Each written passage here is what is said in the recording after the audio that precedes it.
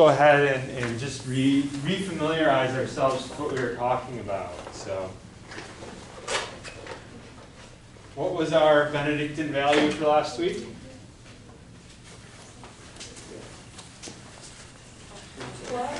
What was our Benedictine value for last week? Yeah, last week. We didn't finish last week, so we're going to finish that up before we go into this week's. The thinking flexibility. What's that? Thinking flexibility in the intellectual hospitality bit. Yeah. So the hospitality is the value. The habit of mind is thinking flexibly. What did we mean by that?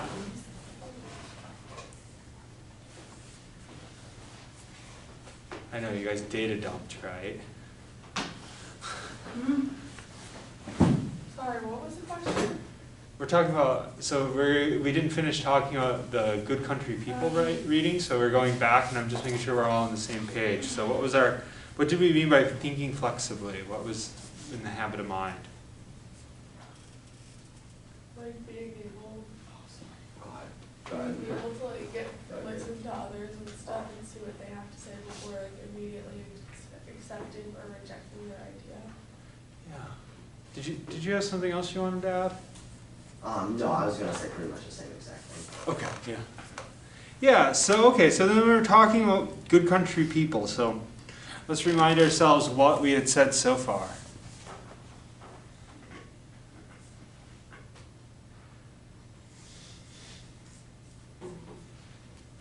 What was some of the things we talked about for that reading? Start out with, who are our characters? He was like the dude who like steals the leg. This is the dude who like stolen, who like has a PhD and thinks she's super smart. Yeah. Then there's the mom. And isn't there like a maid or something? Yeah, there's a servant. She's sort of like the head of the servants, yeah. First of all, did anybody notice anything about the guy who steals the leg? Yeah, he kind of whack. What's that? He what? Seems like he has like, he's kind of whack. Like who steals a leg? Yeah. I want to know, why does he want that? Yeah. Like that's definitely the first thing that comes to mind when I see somebody with like a fake leg. I'm like, what? I want that. Guardians of the Galaxy. Yeah. Did anybody notice he doesn't have a name in the story? I think he is named. Is he? Pointer. Pointer, yeah. Pointer, yeah. But it's I think like of a that. family. Yeah. Yeah, so he has a made-up name. Don't try to get me. I made the name up. Okay, so we have these 4 different characters, and I think the one thing we left off not doing is connecting it to our habit of mind, right? So we have to kind of connect it back in with our value system. So I think to do that, it might be useful to think about what's the title of this, because the title has this, and I was pointing to this stuff about nothingness, which we'll get back to, but the title is also significant in the story. What's our title of the story? Good Country People. Good Country People. So this gets used twice in the story. Anybody notice this? Who's it applied to? So if we get our characters up here. This is a pointer. We have Miss Freeman, Miss Hopewell, we have Olga. Right? Who does it get applied to? Pointer, right? What's that? It's Pointer, right? It gets applied to Pointer. This is like pretending to be a Bible dude. Yeah, he pretends to be a Bible salesman. Actually, Bible salesmen usually have reputations for being slick anyways. But it's like an art, it's usually fairly common in stories to have a Bible salesman who's kind of a skeezer. So yeah, you have Pointer, right? Who's who gets applied to? Who else does it get applied to? There's one other character. Mrs. Freeman. Mrs. Freeman, yeah, the servant. Okay. Is this an apt description whenever it's used? No. No, there's so the title itself is pointing out a certain irony, right? That who's the one who uses it? Mrs. Hopewell. Mrs. Hopewell. Do you remember what we were saying about the way Mrs. Hopewell communicates with people? How does she communicate? She speaks in like idioms, doesn't she? But they're like, she doesn't like really use them correctly. She just kind of says them. She says a series of platitudes, basically, that she just sort of like rotates through, right? This is a good way of communicating with other human beings.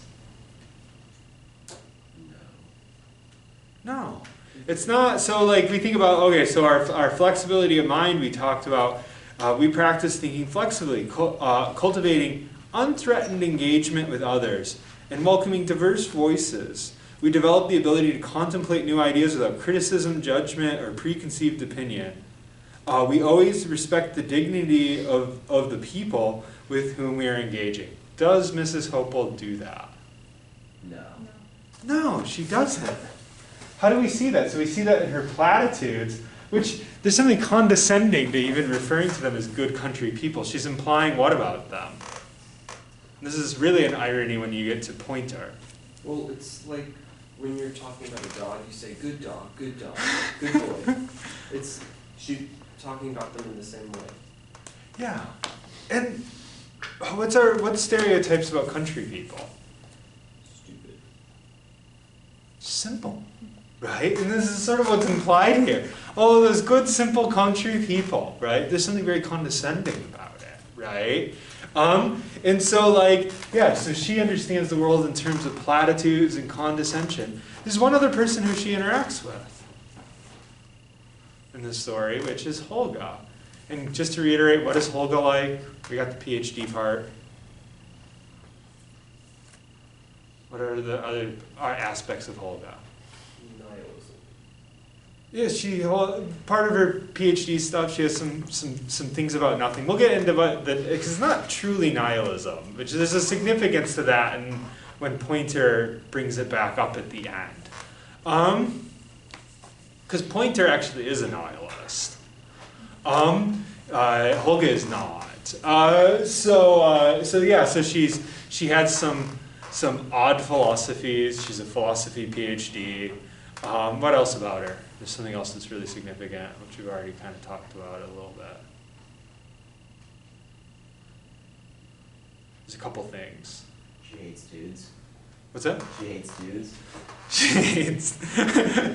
Usually she's uninterested in. We should avoid being so judgmental towards Holga.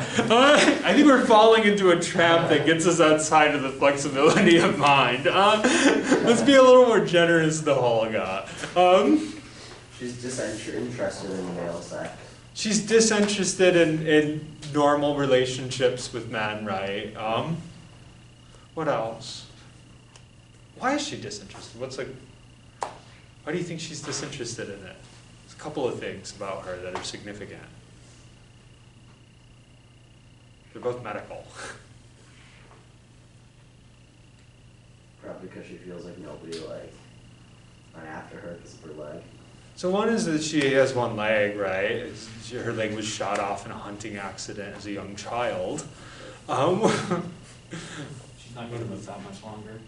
Yeah, she has a congenital heart disease. She's not going to live much longer, which is also why she's not working, right? She's just basically like waiting out her last 10 years. It's kind of basically what's happening with her, right? So in terms of being generous, right? Like she's a hard person, but she's a hard person for a reason, right? So what about Miss Hopewell? How does Miss Hopewell feel about Holga? Whose name is actually Joy originally. She hasn't changed to Holga.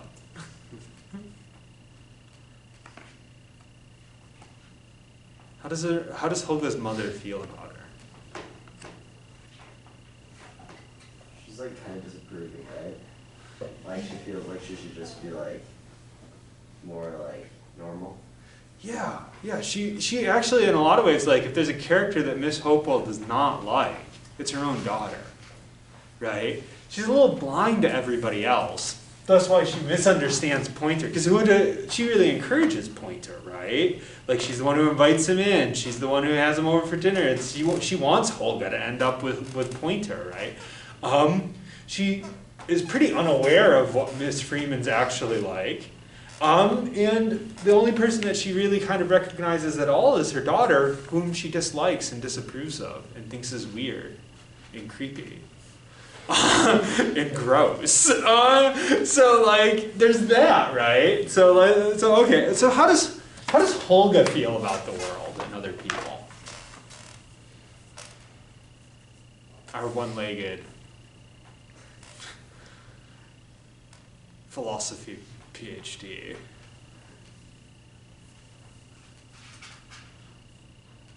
How aware is she of those around her? How sensitive is she to those around her?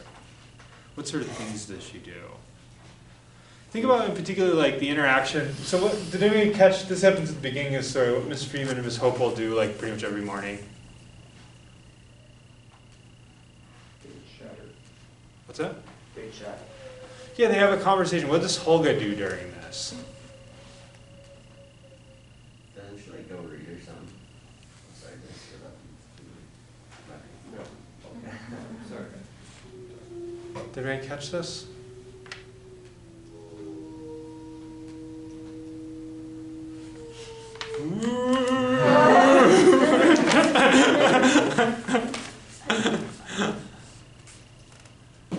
She essentially she tries to ignore everybody as much as possible. She stumps around as loud as she can on her false leg.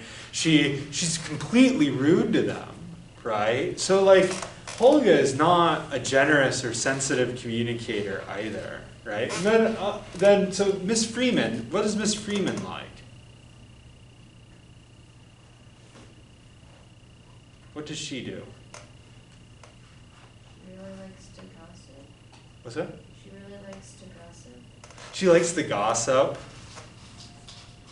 She's in everybody else's business. What else?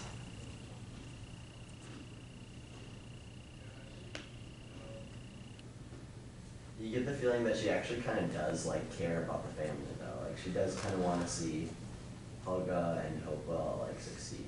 She just doesn't really act on it that much. So yeah, she's not a mean-spirited person. Yeah. How would you describe her communication style with other people? We've all known people like this. Have you ever had somebody who just prattles on about themselves endlessly and it gets really annoying and boring to be around them? Yes. Yeah. That's essentially what Miss Freeman does, right? So she talks about the same things every day. She talks about herself all the time. She's gossipy, right? She's not particularly, in all these moments when you read the dialogue, right? It's she doesn't even listen to anybody else when they speak. She just kind of roughshots over them all the time, right? And then lastly we have Pointer. What's Pointer's interaction with the world like? How does he treat other people? Communicate with other people? It's very two-sided. He'll say one thing, and then once he gets under trust, that he switches it up. Yeah, so he's deceptive, right? Because he's presenting himself as what? This dumb dude. This nice, simple-minded Bible salesman. And what is he really? Light Light sealer. Going around the country stealing fake limbs, glass eyes. Which is the weirdest situation ever, right? So it's kind of like rather than this simple, sweet Bible salesman, and really he likes to drink, look at pornography cards, and steal people's medical appendages. So how would you describe his interaction with the world and with other people, besides it being deceptive? What does he treat people like? He actually treats people pretty alright, when he's trying to be a fake Bible salesman. He seems like a reasonable chill guy, like kind of annoying, but like, whatever. So when he's lying, he treats people real well.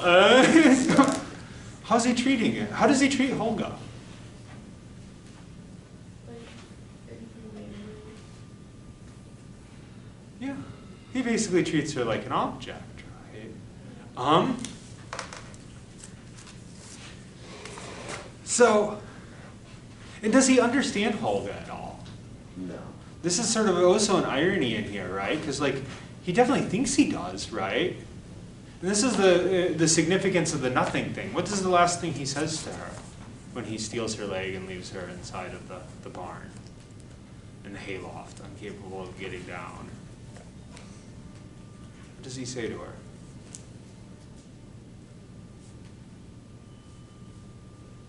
I told you the nothing thing was going to come back, which is why I brought up the overly convoluted existential theme. Do you guys remember what I was saying about nothing? There's that quote, the Heidegger quote, that makes Miss Hopel shudder when she reads it. Do you guys remember this from last week? Anybody take a note on that? Where it's like,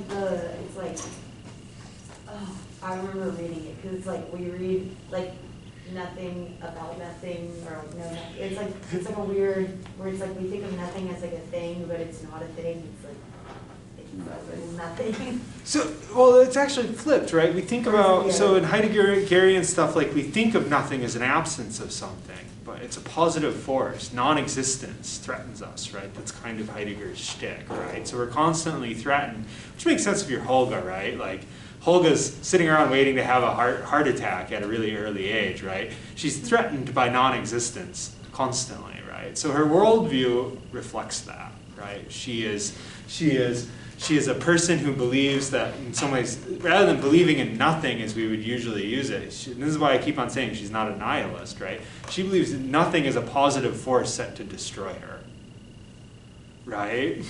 And so she talks about it, right? And that's essentially what's central to her philosophy. Now, when Pointer says something, what's the last thing he says to her? It has to do with nothing again. So he was believing in nothing since the day he was born? Yeah, he's like, you think believing in nothing makes you special? I ain't believed in nothing since the day I was born. That's the phrase that he says, right?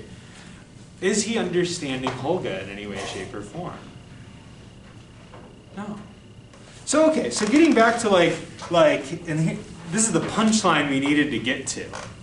So, what does this story have to do with our habit of mind? What's the relationship here?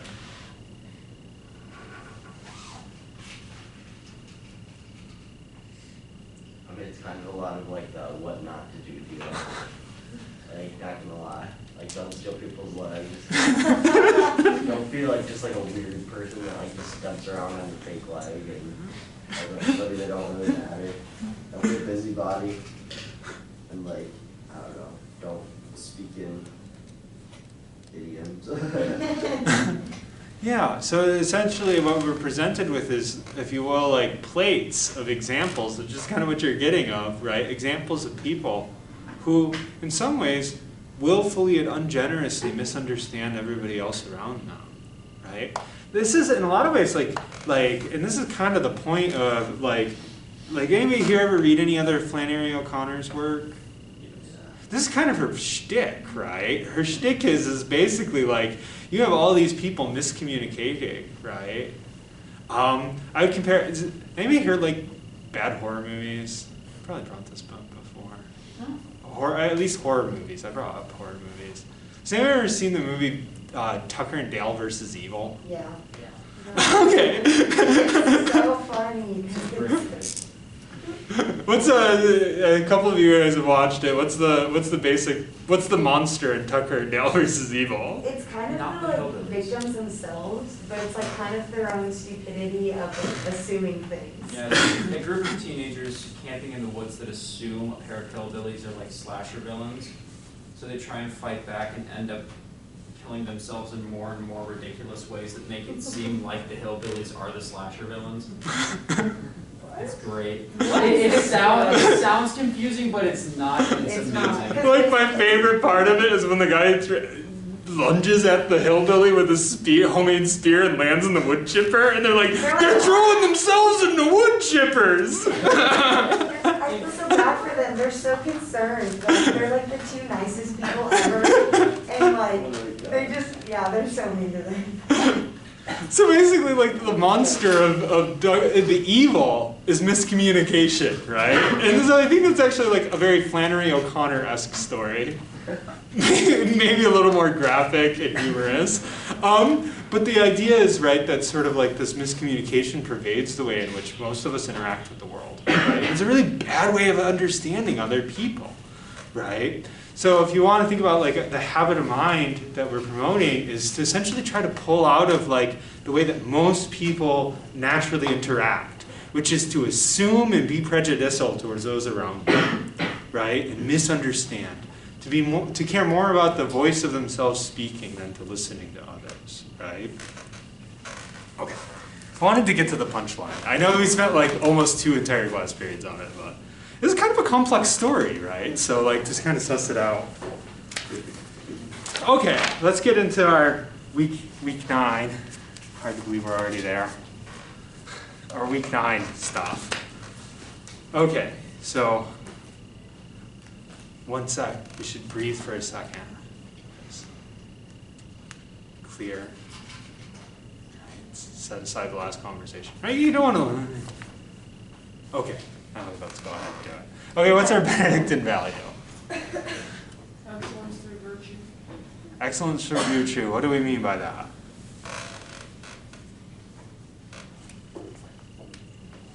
To go forward, always forward, everywhere forward. That was good. So, I like it. Other interpretations of what we mean by excellence through virtue.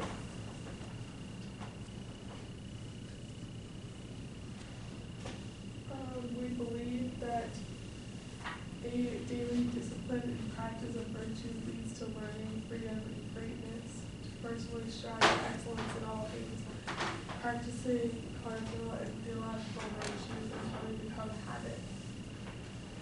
So that's the word for word interpretation. And what does it mean? I think that it means that when you need to do all of these things, practice virtues, both cardinal and theological, until they become a habit, like until they become basically second nature, like you don't have to think about it anymore. Yeah. In a lot of ways it's talking about, totally, yeah. So like the idea is like by doing things in a disciplined manner, doing them precisely and purposefully, right? If you do that enough, then they become just a part of what you do, right? Okay, so our habit of mind that they connect to this is what? Thinking and communicating with clarity. Yeah, what does that mean? How do you communicate with clarity? I think communicating with clarity is really about like getting to the point, not just like and not beating around the bush to say that just to basically what I'm doing right now is just Using fewer pronouns so that you're very upfront with what you're saying. What else? Honestly, I disagree with being upfront. Being upfront is great, but I think it's honestly more in clarity and communication. I think is honestly more in tailoring your message to the listener. Because like some people, like you just need to be upfront with, and that's just the way they communicate. Some people, if you're upfront with them, they will get so PO'd at you. Yeah, and then we won't be able to have Yeah, and then you won't be able to have any conversation with you. Like even if it's something like, like something like not even like offensive or anything like that. It's just like you've got to use like pronouns and beat around the bush and like my mom, if I tried to just like straight up just like say exactly what I was thinking every time I talked to her, it would be horrible. Well, then there's a point to be made here. If we look at like the descriptions of it, like sometimes when we're being super straightforward, we're actually just using generalizations, right? So like a lot of times the shortcuts to communication, right? What feels super direct and clear may actually be very narrow and short-sighted, right? So there's traps on both ends, right? You could be overly convoluted and say absolutely nothing. On the other end, you could be so short and direct that you actually lose meaning, right? There's something that gets brought up a lot in here. And this is going to be with, and this goes to shows through a lot in the thing when we actually look at the reading, but it's to do with words, right? So communicating with clarity has to do with being precise. Precision and being, I guess, like quick and straight to the point are not necessarily the same thing. Sometimes precision takes forever, right? Anybody here in a philosophy class? Like, you think about like in a philosophy, do you guys talk about Thomas Aquinas at all? I'm guessing you probably did, right? I'm reading him right now. You're reading him right now. Would you describe Thomas Aquinas as super straightforward? I don't even know. It's super precise, Yeah, right? it's He has, so precise sometimes though that I'm like confused, but I think that's on me for just not understanding what he's saying. that sometimes like being precise about something takes a really long time to say. Mhm. So like to an unpracticed ear, it'll sound really convoluted. But when you've gotten used to understanding kind of the way the language of a set of ideas works, right? It's not convoluted. It's actually so precise that it becomes confusing for a lot of people, right? So the idea is like what you do in academia in a lot of ways is learning the precise terms for things, learning to use language more precisely. Has anyone ever heard of the term meta-language? Has anyone ever heard this term before? So the idea of meta-language is that certain like brands of speaking sort of form languages of themselves. The two sort of archetypes of meta-language would be law, right? And then academic disciplines, scholarship. And so basically in a meta-language, the terms that you use may not be common language. It may not even exist in a dictionary, right? But it often involves a level of precision on how those words work, right? That once you learn to speak it, it becomes, in a lot of ways, its own language. Have anyone ever noticed that when you pick up and read something, particularly like something scholarly, or something written in legalese, it doesn't really make much sense to you often at first?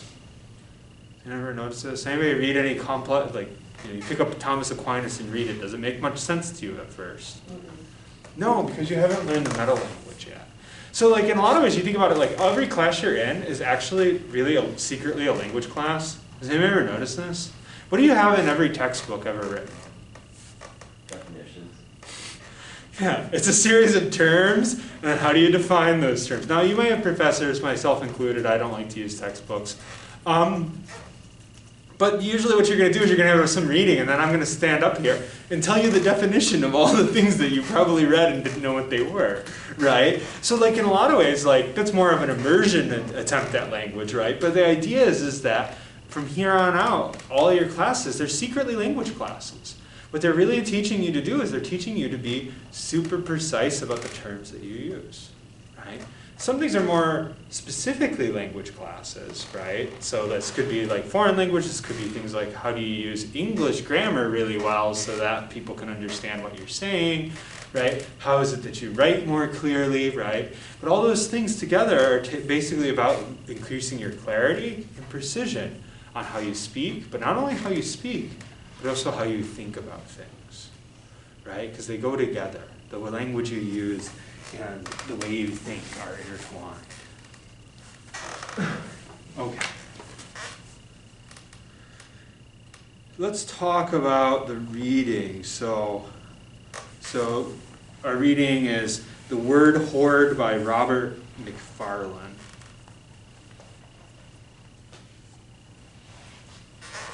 For some reason I can never keep this straight. This class ends at 15 after, right? Yes. Okay, sweet. It's like a weird time, right?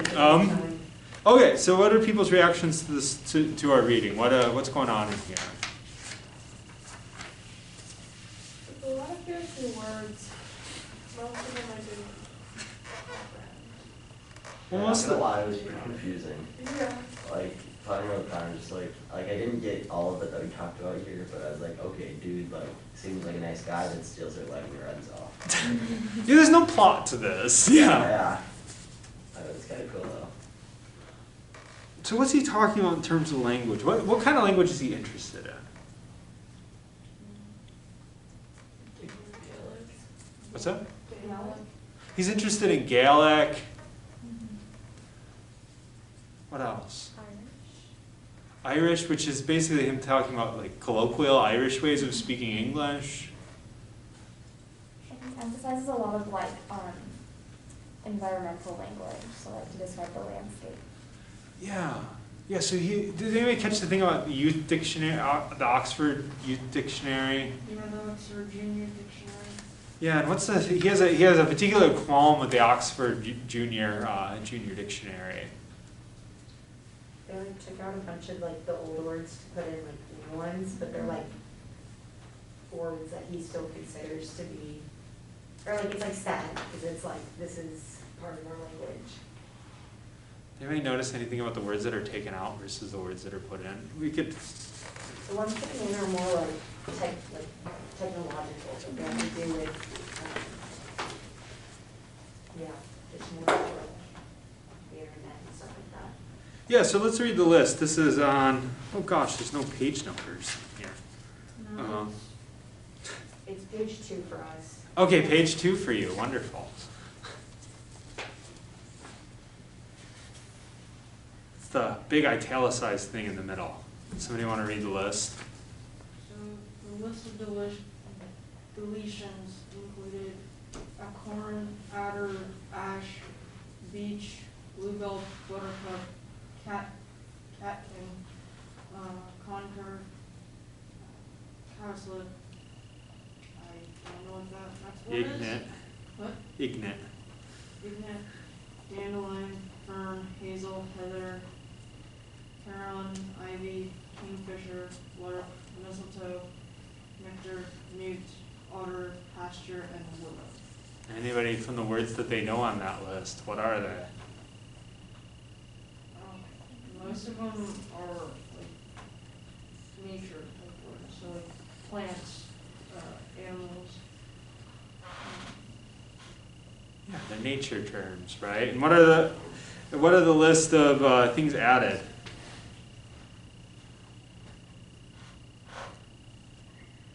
What do we get? Let's get somebody else to read them. Split up the work.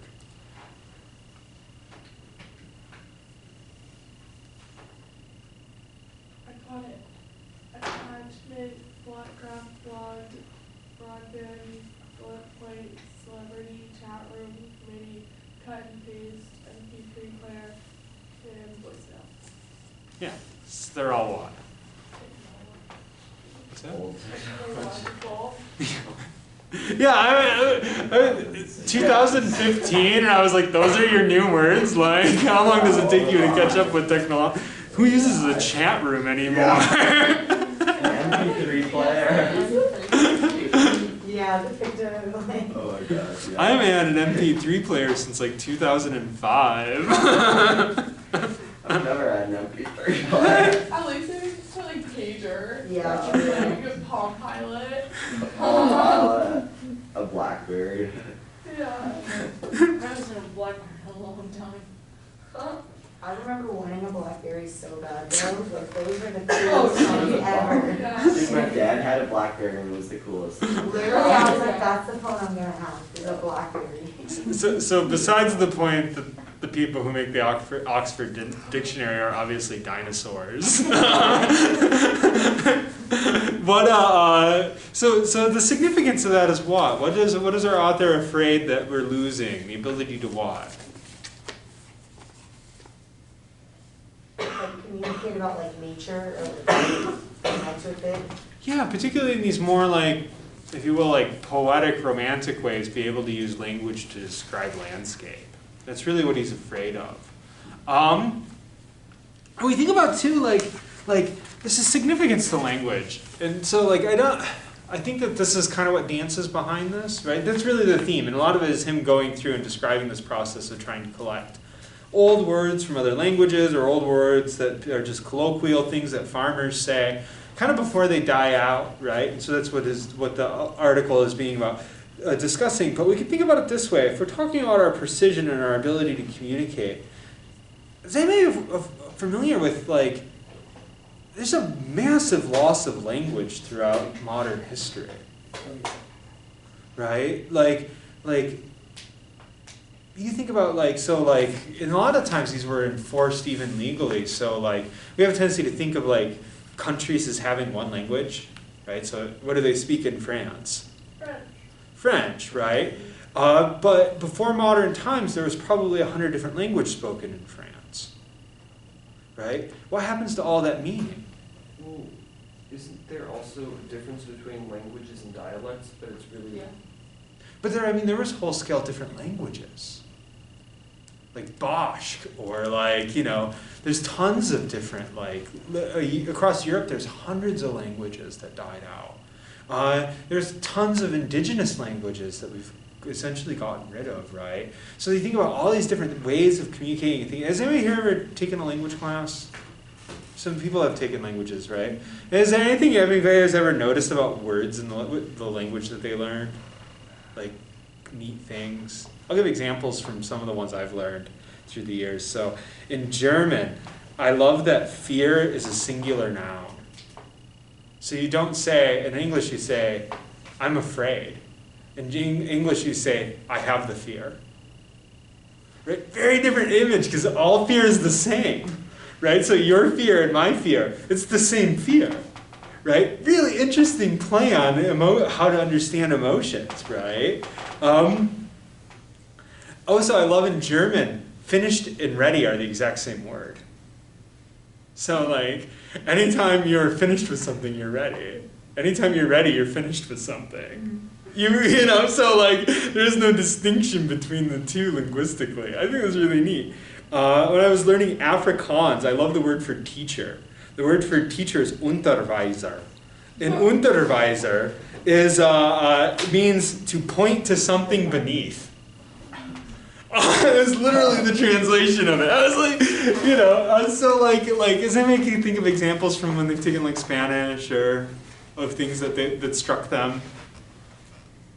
So the way in which we envision the world is connected to our language, the way in which we divide it apart. The classic example of this is, has anybody ever heard of Ferdinand de Saussure? He's the founder of something called semiotics, which is a way of studying language. And one of the examples in his work is he talks about if I was to think about bodies of water that flow, right? You guys see what I'm saying?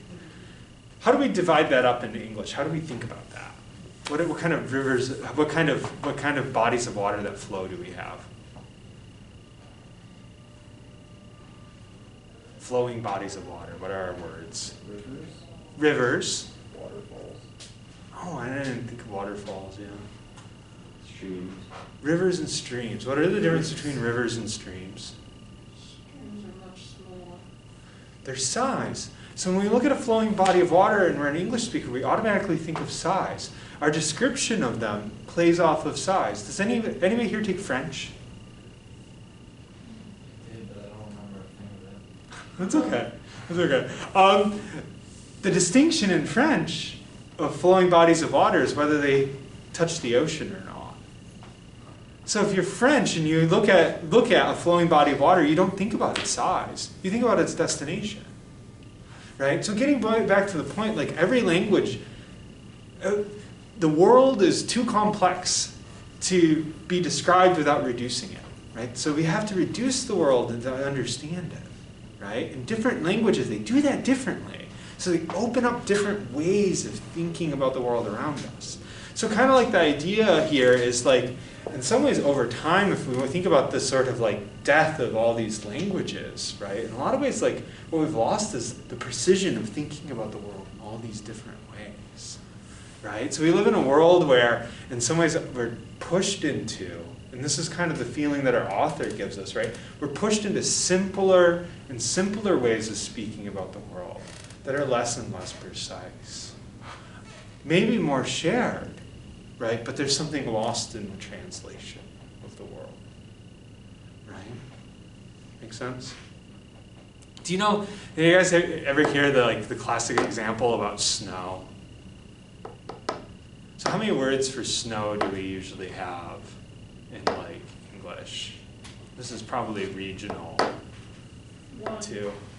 If you live in a place where there's not very much snow, you probably have one word for snow. At one point I tried to calculate it, and I think I got up to 15 words for snow where I'm from. What? Yeah, I think you get there. Really? Yeah. So like you could have snow, you could have a flurry, right? You have slush, a dusting. You have a hard snow. You have packed snow.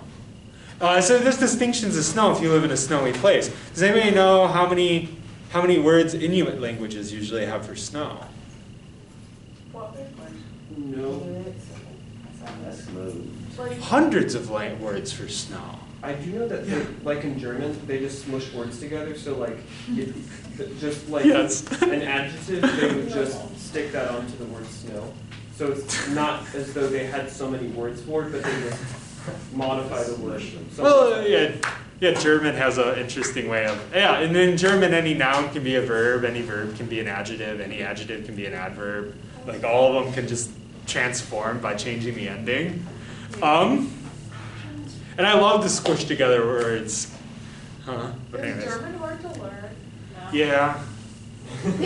Yes, it is. No, it's The not. grammar is so much more complicated than Okay. English grammar. And if Okay, you that- don't know the grammar, you're not actually Okay. understanding it. By a grammar standpoint, yes, it is very difficult. But by a word basis, it is not that hard. No, yeah, but you won't understand very much if you do a word-by-word translation in German. Because you have, it has cases like Greek. Anyways, having learned to read German, it gets pretty complicated. More so than, I thought French was a lot easier to learn. Hard to say, easier to learn. How many languages do you know? And right now, one. Think about languages if you stop using it. You completely, like I can't read German anymore. I could. I used to be able to speak at least functional French. I could get around a city in French.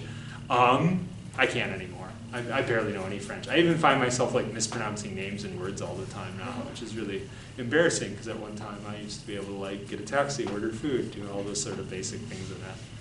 So, and I had tried to learn Afrikaans at one point, but Like what? Afrikaans, which is I gave the example of the one word. That's a language in South Africa. Yeah, because the Dutch. Yep, it's based off of Dutch. But that's because I was supposed to get a grant to go to South Africa, and that fell through. But anyways, so some people at campus though speak multiple languages. I'm just not one of them. Okay, any questions or thoughts? You guys kind of get the idea here behind the habit of mind, right? Learning precise language, how that reading connects in. Any questions or thoughts before we close up for the day? Wonderful. Thank you guys.